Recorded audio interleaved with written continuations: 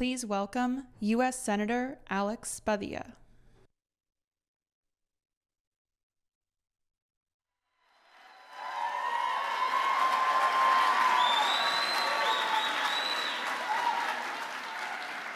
Good morning, San Jose. 2 minutes later to be good afternoon, San Jose. But it's great to be here. Thank you for the weather, by the way. It is absolutely gorgeous outside. And I know it's a thrill for me to be here alongside my colleague, Senator Butler, who you heard from just a minute ago, Secretary Becerra, and of course, California's own Vice President Kamala Harris.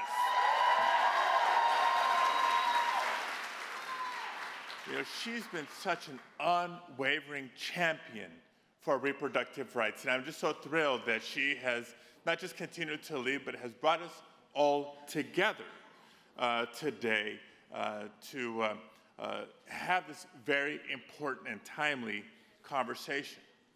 Because what we should be doing today is celebrating the 51st anniversary of Roe v. Wade. But instead, here in San Jose, throughout California, and throughout the country, women are living with one less essential right that was in place for half a century. Why? Because about 18 months ago, a radical right wing of the Supreme Court of the United States chose to overturn 5 decades of precedent and strip away the right to an abortion. It was the culmination, as many of you know, of decades of deliberate work by Republicans to deny women the ability to make decisions about their own bodies. And when that decision came out, while Republicans celebrated, millions of Americans mourned the loss of that fundamental freedom. Do you remember that day? Do you remember where you were? And you remember how you felt. But something else happened that day. Something began to change that week. Because you see, that very week, a sea of protesters crowded the streets of Washington, D.C., flooded parks in New York City, and yes, marched down Santa Clara Street to City Hall right here in San Jose.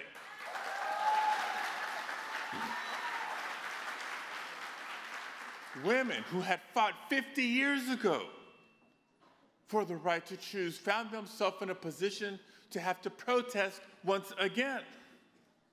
And that month, Americans in states across the country organized, donated, and paved the way for women to safely travel out of state to receive the care that they needed.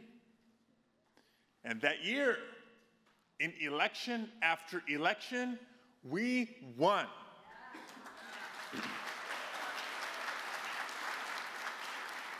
We won not just in the bluest of blue states, but even in the reddest of red states. Because whenever and wherever reproductive rights were on the ballot, from Kansas to California, we won time and time again.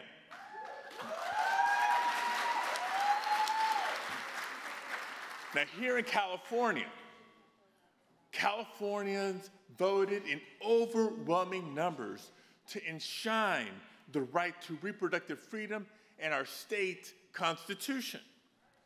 And every day since, we've also continued to serve as a safe haven for those forced to flee their own states to receive the care that they need, but also California prides itself in its national leadership to protect providers. But make no mistake, nearly 27 million women still live in a state with an abortion ban or significant restrictions, and millions more living in fear of the threat of a national abortion ban. So as long as Republicans in Congress continue to push for a national abortion ban, As long as the leader of the Republican Party continues to brag about overturning Roe and taking away our freedoms, and as long as justices on the Supreme Court tear up precedent impacting not just abortion, but also same-sex marriage or interracial relationships and more, we know that we can't let up and we won't let up.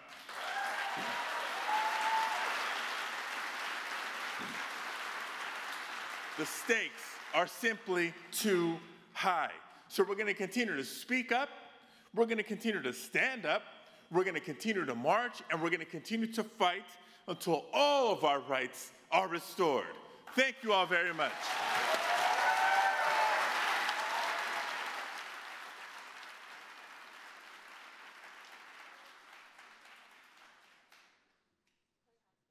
Please welcome U.S. Department of Health and Human Services Secretary Javier Becerra.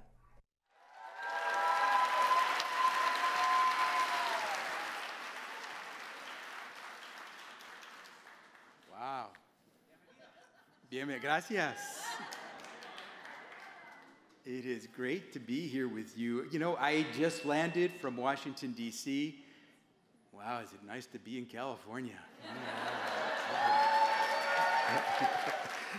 I was going to say it was cold, but I mean not weather-wise. I mean politically, it was cold. And it is great to be here with so many of you from the Mexican Heritage Plaza. Did you all have a chance to see some of the mariachi? You know, we should send a delegation of mariachis to Washington, D.C., and I bet you we get a lot of things done. You know? Maybe a little bit of tequila as well to make sure you lubricate the process. Anyway, look, I'm thrilled to get to join the Vice President as she continues to go around the country to educate and to talk the truth about what's going on. And thank you to the second gentleman, Mr. Emhoff, for always being there and being such a supporter. They are a dynamic duo, and they're from California, so what can you say? I mean, it doesn't hurt. All I know is that we all got to be in this one. There is nothing we can leave in our pocket. It has to go all out on the field. By the way, San Francisco may have a chance to bring home a trophy, right? The Lombardi Trophy. So. Yeah, but just don't let them score 21 points against the 49ers by first half. Let's do this a different way, guys. Come on.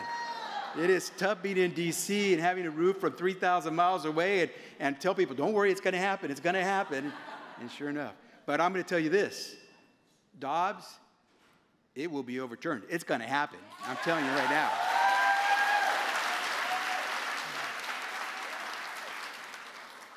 You got to hear from our U.S. senators. You got to hear from Assemblywoman Hicks. I know that there are several other members of the legislature who are here, other leaders who have taken on the task as civic and community voices, to the business community members who are here.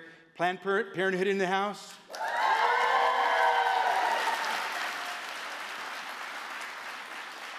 I'm going a little off script, but I got to tell you, you know, I'm the first secretary to actually visit a Planned Parenthood site in the nation. The first secretary in the history of the country. That doesn't make any sense. It's healthcare. Why did our secretaries of Health and Human Services not go visit before? Because so much work is being done, not just for women, but for families to help them. And anyway, to all the people, Jessica Pacedillos and to Vanessa Shi, can I just say thank you for letting us be here? Yes, at the Mexican Heritage Plaza. Thank you for letting us use this venue. Okay, let me get to the business.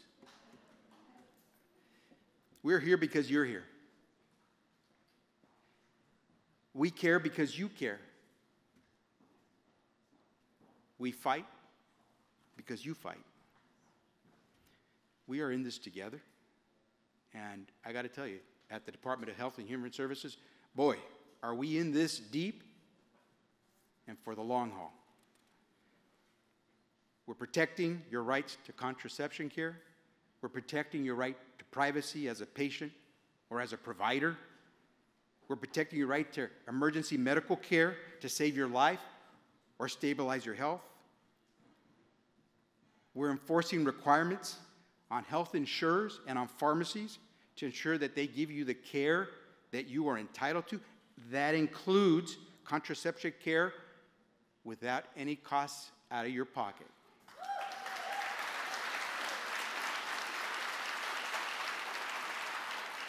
And if you haven't already, I invite you to visit the website that we established at HHS far before the Dobbs decision came out.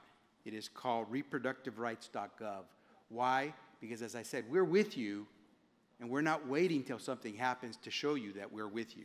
And so if you need any information, if someone is not sure what their rights are, regardless of what state they're in, reproductiverights.gov. Please have them go.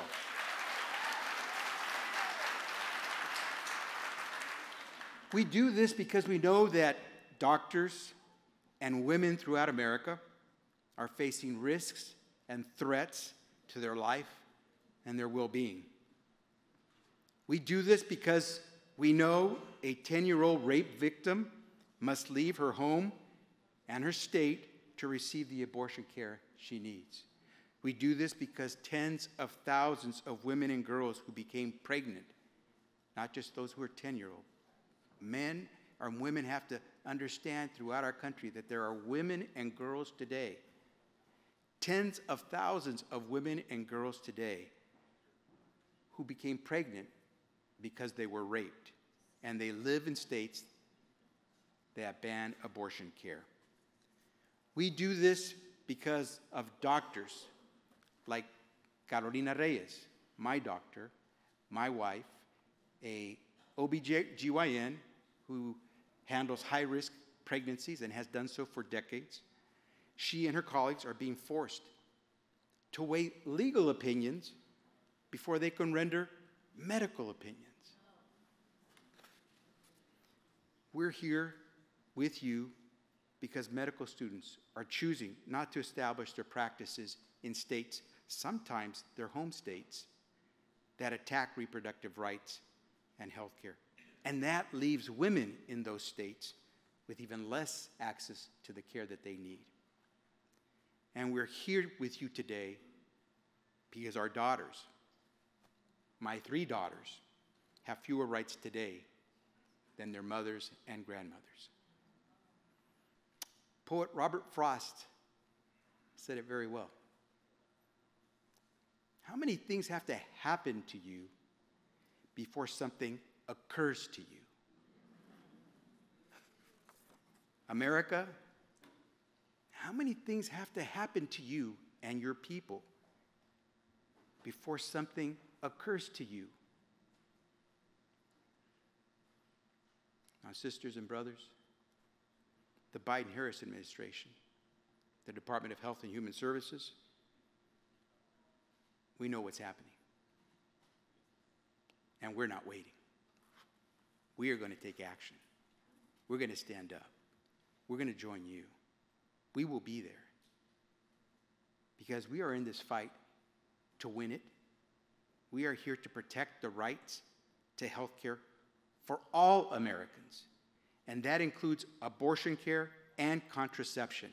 Make no mistake, the president and the vice president have made it clear. We will not stand for this. We're not in government to take away rights and to begin discriminating against people.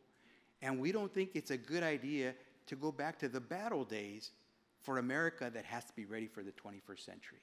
And so I end as I started. We're here because you're here. We fight because you fight. We care because you care. And if you're going to stand up, you will see us right by your side. Go to it. Thank you very much.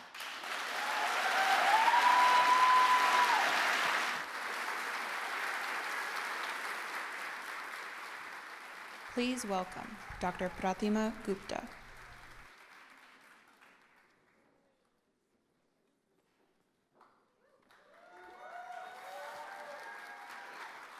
Good afternoon, fellow Californians, reproductive health warriors, and second gentleman, Douglas Emhoff.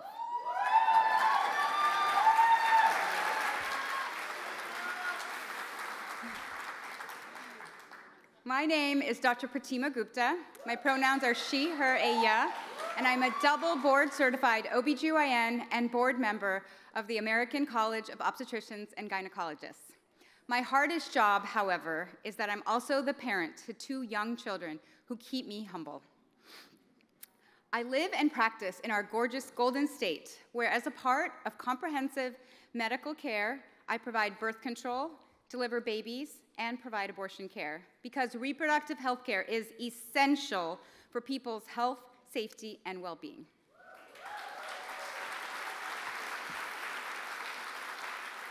Recently, I saw a young Asian woman, I'll call her Rachel. She gave me permission to share her story. She had traveled from a restrictive state. I still remember her sparkly pink phone case. After consultation with her partner and her mother, she decided to terminate her pregnancy. I performed her abortion. I gave her the birth control that she wanted, and we should be proud of this care in California because this is how it should work everywhere.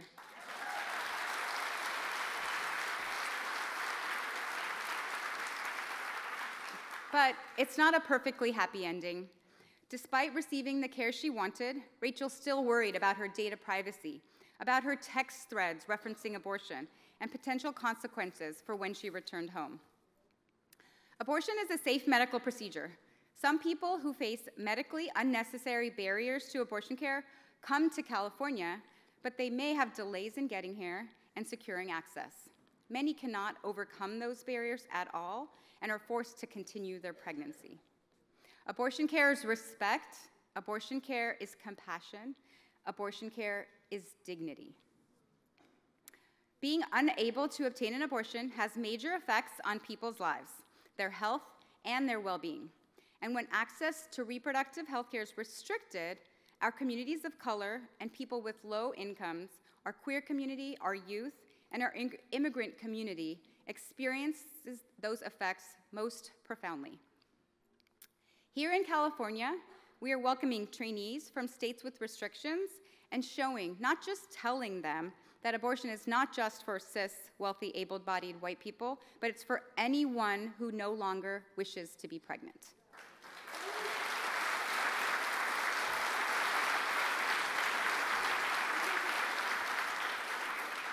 I recently saw a young Latinx woman who had driven herself 4 hours from Arizona. The logistics of the mandatory waiting period and finding an appointment were not feasible with her work schedule and childcare. After her uncomplicated procedure, she literally hopped off the table and wanted to immediately head back home for her 4-hour drive because she had a babysitter for a prearranged amount of time. I begged her to stay for just 10 minutes so we could observe her for bleeding before her long drive back home. This is how we do it in California. I will stick to my day job and leave the singing to Montel Jordan. But we provide high quality, timely, affordable, and personal abortion care, meeting people's needs in California. And California is where rights are not just respected, but they're also protected under the law.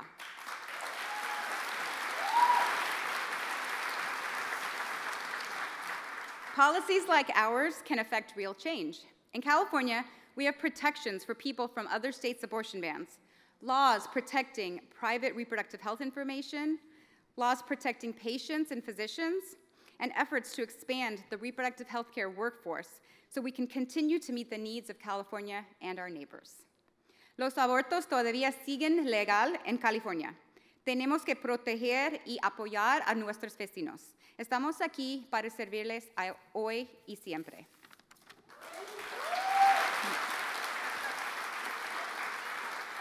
Abortion care is inclusive, abortion care is patient-centered, and abortion care is justice.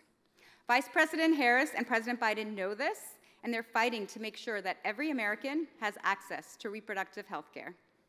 And that's why we're here today.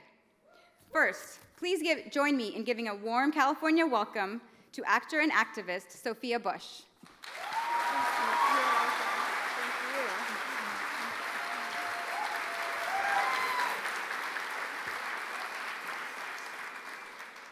Now, it's my honor and privilege to introduce a longtime champion in our fight for reproductive freedom. Someone who has fought for women here in her home state of California as a district attorney, an attorney general, and for women across America as our senator. And now, as the first women in history to be elected Vice President of the United States. Please join me in welcoming our Vice President, Kamala Harris. Welcome home, Vice President.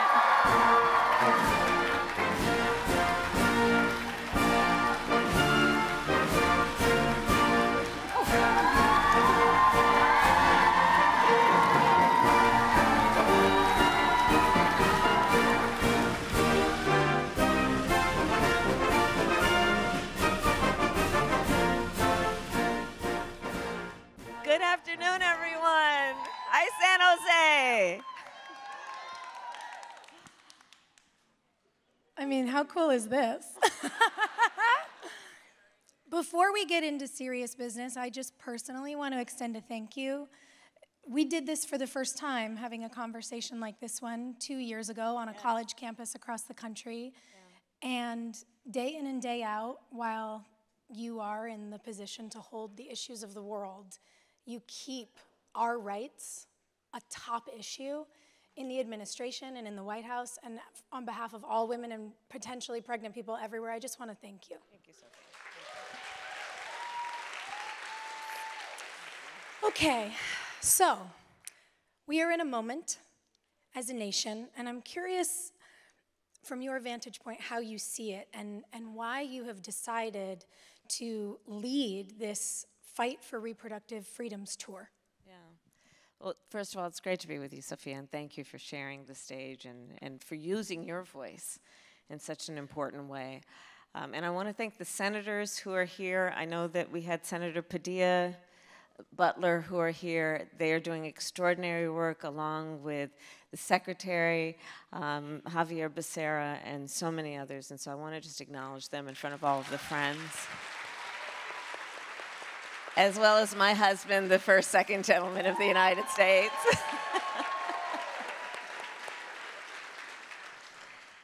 So here we are, January of 2024, where just over a year ago, the highest court in our land, the Court of Thurgood and RBG, took a constitutional right that had been recognized from the people of America, from the women of America. And thereafter, in state after state, we have seen extremists, so-called leaders, propose and pass laws that would criminalize healthcare providers, some of them literally legislating prison for life, punishing women, making no exception even for rape or incest. You know, I will tell you,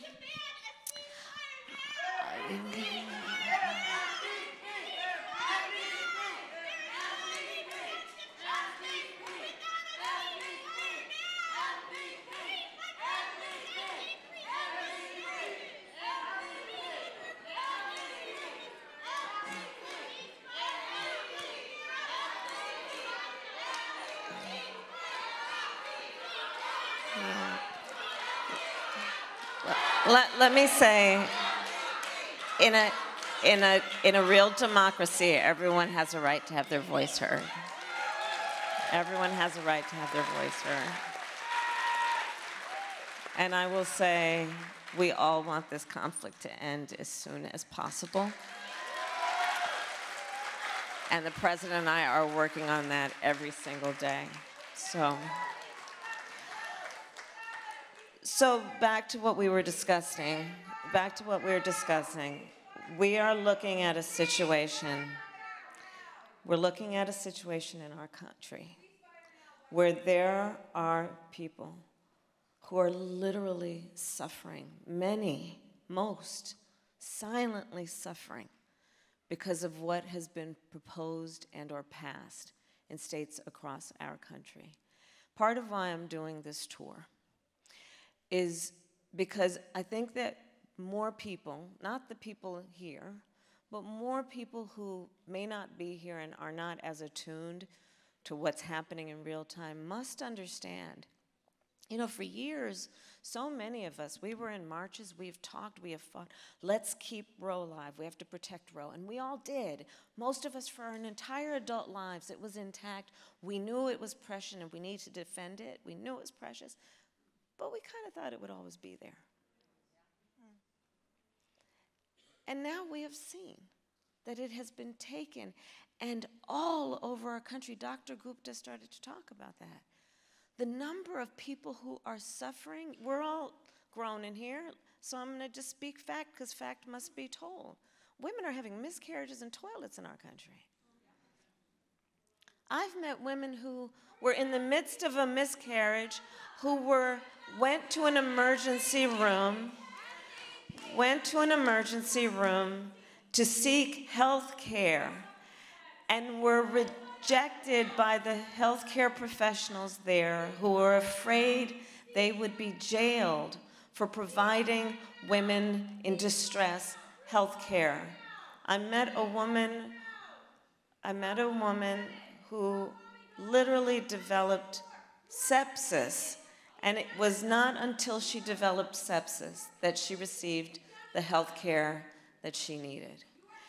We have a lot of very important issues that we all must discuss, but the topic for this discussion is what we need to do to fight back against laws that are criminalizing healthcare providers and making women suffer in our country.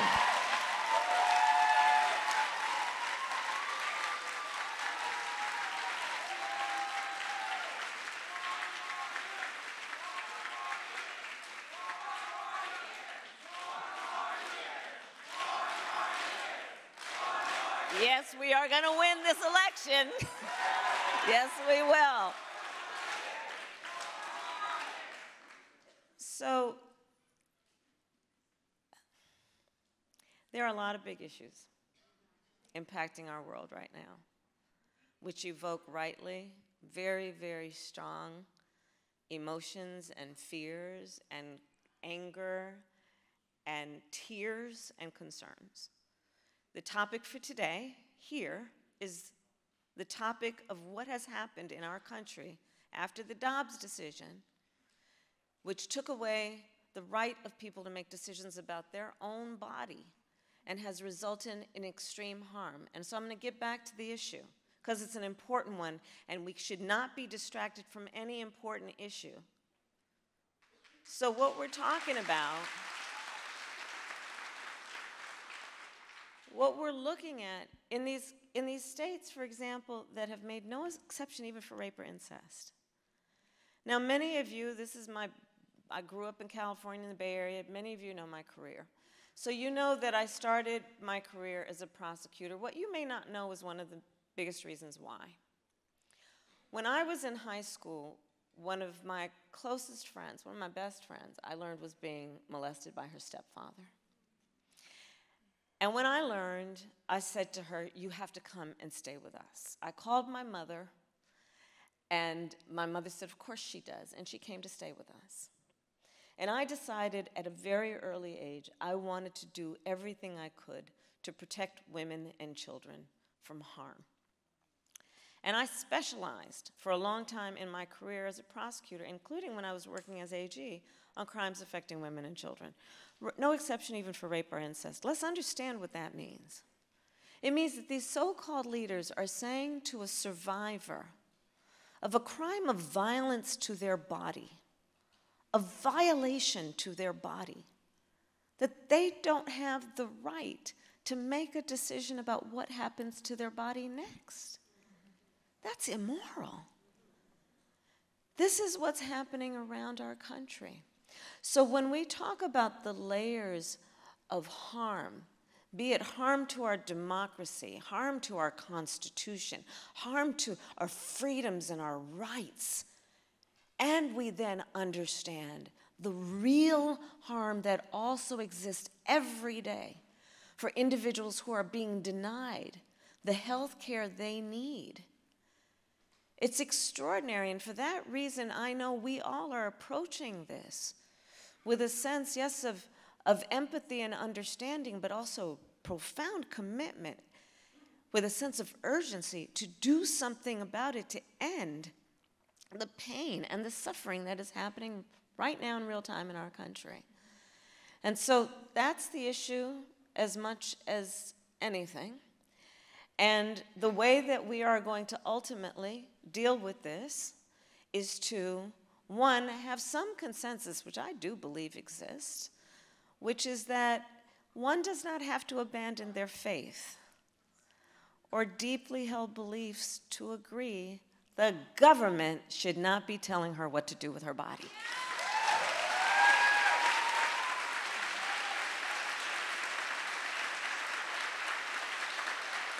If she chooses, she will consult with her pastor, her priest, her rabbi, her imam, but not the government telling her what to do. And so we need, this November, to elect a majority of people in the United States Congress who simply agree it's not the government's right to tell a woman what's in her own best interest when she knows what's in her own best interest and doesn't need some person walking around with a flag pin to tell her what to do. And Joe Biden has been very clear, when Congress puts back in place the rights that the court took away, he will sign it into law. He will sign into law the protections of Roe v. Wade. So that's part of the task in front of us right now. I don't think it's lost on any of us in this moment, here or in the world, given the conversation we're all having, that, as you said earlier, when extremism comes home to roost, whether it's here in America or around the world, it's women and girls who suffer worst. And it can feel overwhelming to try to hold all of these issues. Mm-hmm. I know for me as a citizen, I look to you, and I can't imagine the pressure you feel with all of us looking to you going, tell us what to do. But one of the things that you often encourage us to do when we feel helpless in the face of global suffering and of the suffering of women and girls and at-risk people is to get involved locally. Yes. That's why you're here on a local tour with us talking about this issue while you daily hold all the rest of them.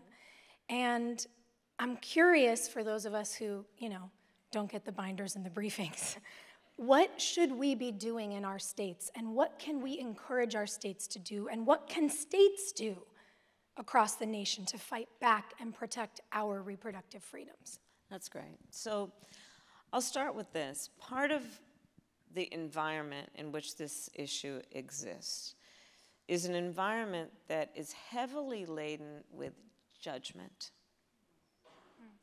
Suggesting to these individuals, suggesting to these women that they've done something wrong and something they should be embarrassed about. And understand then the layers that come along with that, that include making her feel as though she's alone. And as we know, one of the things that can be most disempowering is when people feel they're alone, when they feel they don't have community, much less support, when they feel they're being judged and outcast as opposed to embraced. And so this is the power of each of us as individuals in a community, in a society, on every level, including this one, which is to think about how you use the way that you talk with people, be it, Mom Peg, I see you here, my mother-in-law's here. That's going to be by the telephone, or text, or social media. But the ways that we can talk with people, friends and strangers, about the issue, to remind them about what's at stake and the harm that is happening every day. I have seen, as I am traveling the country on this issue, I've seen the power of that communication. I have met with people who started, especially before the Dobbs decision came down, and were vehement that they were opposed to abortion, and who have not abandoned their faith and whatever reason it is for why they feel that way and strongly about themselves and their family, but also didn't know and weren't aware of the suffering that would happen as a result. And now knowing the suffering that is happening, are reconsidering their position in terms of the policy of it all. The policy being to deny other people a decision to make that very important decision for themselves and not the government telling them. So the power of communication on this is very important. I think there's also another thing that is at play on so many issues in our country, which is, if you will, I think a certain thing that is quite perverse that is being pushed by some so-called leaders, which is to suggest that the measure of the strength of a leader is based on who you beat down instead of who you lift up, right? You know, there's a thing happening that suggests that to care about people somehow is a sign of weakness, when we all know that one of the great characteristics and character of real leadership is the character that has some level of concern, curiosity, and compassion about the suffering of other people, and then wants to do something about alleviating that suffering. And so I work with the belief that the vast majority of people in our country have that feeling.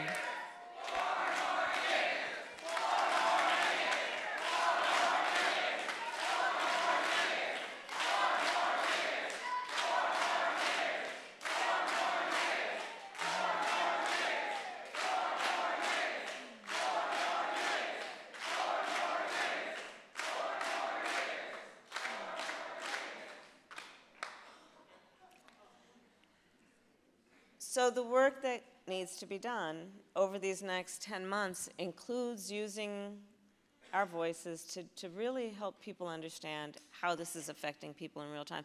Because there's nothing abstract about this issue. There's nothing hypothetical about it. It does not require, and it absolutely deserves more than some kind of intellectual political debate. It requires action to stop the harm that is happening right now. And that's about organizing. Californians, thankfully, we have a state that has done beautiful and important work to protect rights, to put it in the Constitution. This is very important. But we have neighboring states, not so much. And so think about, you know, how you travel and when you travel to do that. But the other point that I'd make on being a Californian right now, don't get too comfortable with that. Because if these folks have their way, and they've already articulated it as part of their agenda, they'll get a national ban. So let's understand, none of us can afford to sit back and say, thank God we're in California. Right. Because as we know, they go for, and then they come for you, right? And so let's keep that in mind as well. And we just got to hustle over these next 10 months. You know, Doug and I have been very clear. We came home for the holiday, and it was very funny. A lot of friends here, so I'll just share with you a little personal story. We slept. I mean, we were just tired. We slept. Doug looked at me. He was like, honey, I think we're defrosting, right? And I cooked, which is my happy place and family. But all knowing that starting in January, got to hit the road this year. Already in the last 2.5 weeks, I'm looking at Javier. I've been North Carolina, South Carolina twice, Nevada twice, Georgia, Wisconsin, New York, California, in the first 2.5 weeks. So, and Alex Padilla's been there, LaFonza Butler. So we got a lot of ground to cover, all of us. And we can make a difference on this issue for people that, by the way, for the most part, we may never meet. For people who, for the most part, will never know any of our names, but whose lives will forever be impacted because of the work that we do in organizing and using our voices at this moment.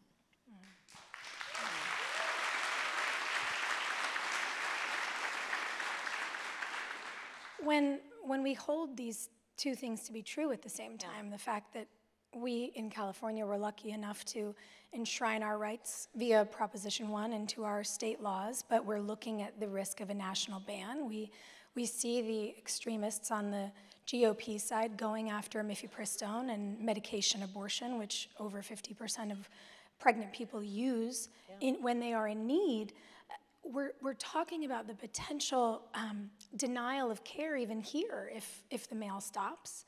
And when we talk about the strain that comes into our state from our surrounding states where our friends don't have the rights that we do here at this time, we're really doing the math locally, but potentially nationally, for a true healthcare crisis. Yeah. This is a crisis. You're absolutely right. And You're absolutely right. I'm just curious, can you walk us through who's responsible for this? Because this was an intentional crisis. Indeed. And you've mentioned that the Supreme Court overturned Roe, but can we just cover how we got to that point? I think we should. I think we should too.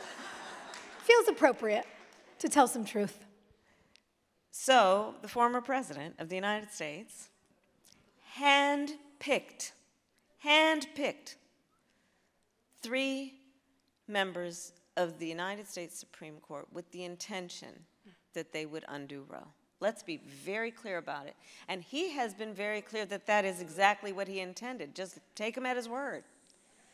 Take him at his word. When he said recently, he's proud of what he did. And I ask, proud? Looking at Christine Pelosi. I ask, proud? Proud that doctors might go to jail for giving health care? Proud that women are having miscarriages without any health care that they need?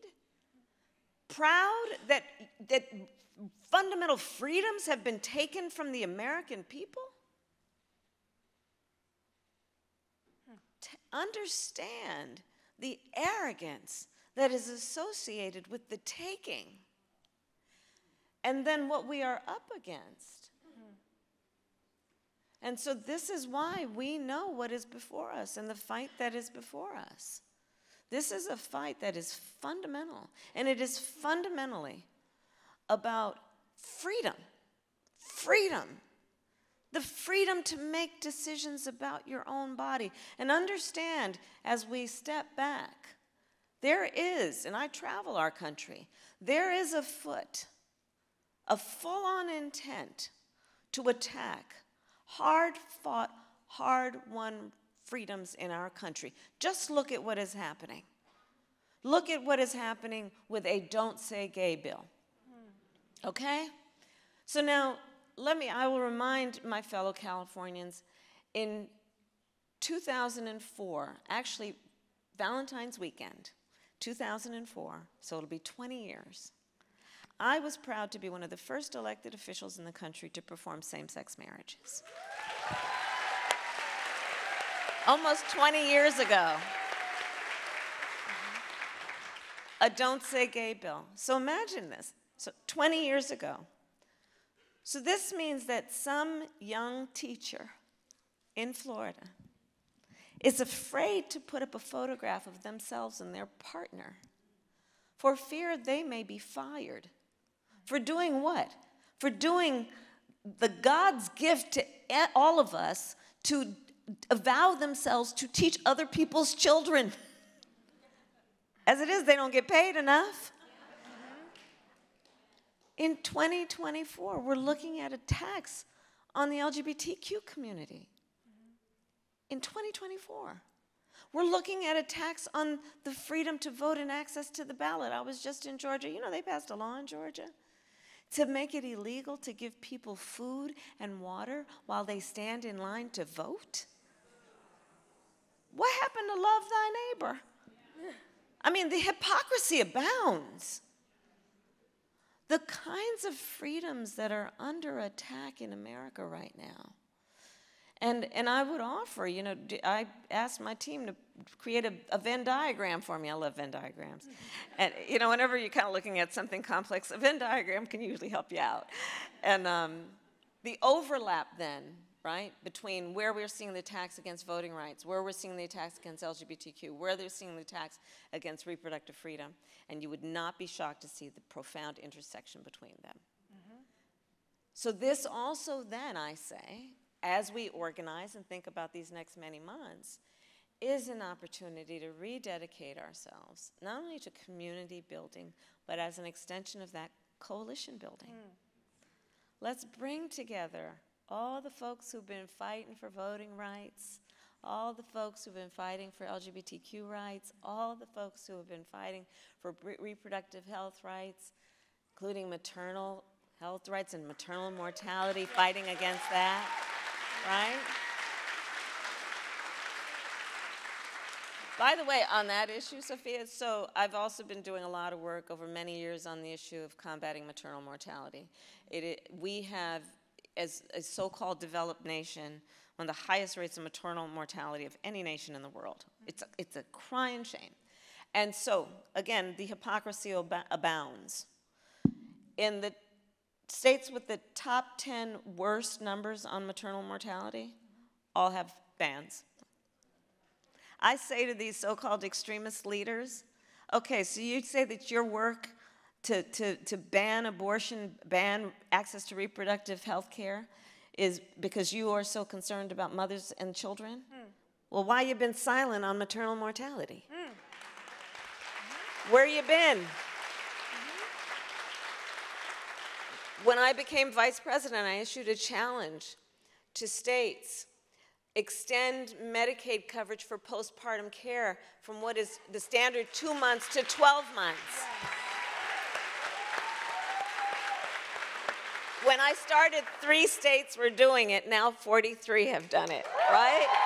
Right? All these issues are connected. All these issues are connected. That gives me hope. The coalition building, the work that you all are succeeding on. And we need hope in a world that feels so heavy. I want to know what gives you hope for the year ahead, because you're gearing up for a big fight. We know what we're up against. It can't be easy. What keeps you positive and ready for this?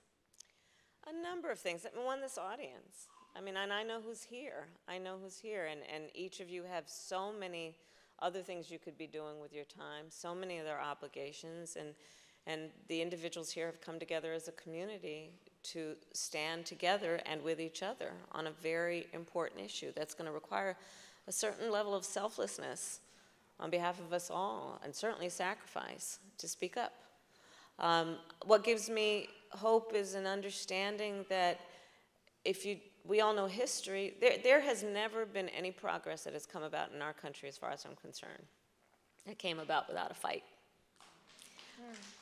It requires a fight. You know, here's how I think about democracy as an extension of all the points we're making about fighting for freedoms. The nature of democracy, there's a duality to it. On the one hand, it's very strong. When a democracy is intact, what it does to protect and preserve individual rights and freedoms and the dignity of people, the equality of people. It's very strong what it does for its people. It is also very fragile. It is only as strong as our willingness to fight for it. And so fight we will. You know, we just not long ago celebrated the birthday of Martin Luther King. And when I do, and I always do, I will always also refer to the great Coretta Scott King. And because she too was a great freedom fighter. And Coretta Scott King, I'll paraphrase, but she famously said, and I quote it all the time, the fight for civil rights, which is the fight for freedom, right? The fight for equality. She said, must be fought and won with each generation. And by that, I think she had 2 points. One, it is the nature of our fight for freedoms that whatever gains we make, the nature is they will not be permanent. It's just the nature of it.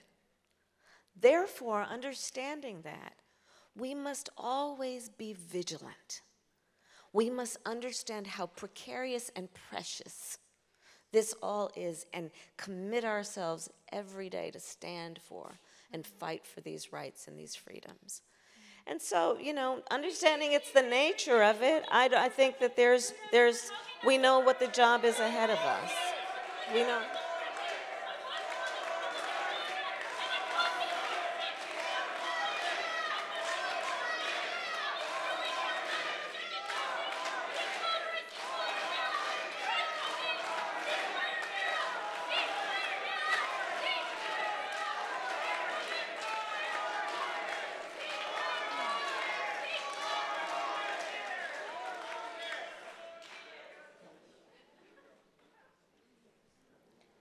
So let us remember, there's a lot to fight for. And look, as I like to say, and we all say many times, when we fight, we win. When we fight, we win. And